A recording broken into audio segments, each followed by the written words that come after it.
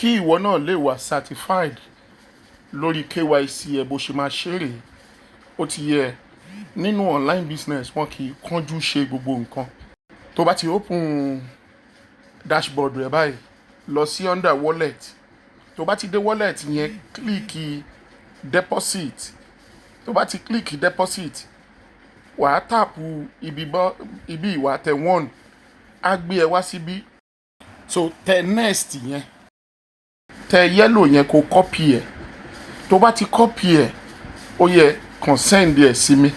Tó bá ti copy ẹ báyìí send ẹ sí mi ó tán.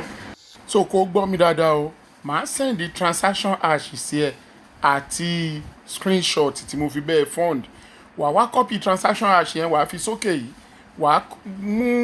wàá tẹ choose file, screenshot tí mo send ẹ sí ẹ yẹn òun ló máa fi síbí, wá tẹ submit. Ó ti yé, ìgbà yẹn ni dọ́là yẹn máa tó hàn lórí dashboard rẹ. Wo dáadáa o, wo fídíò yìí dáadáa o.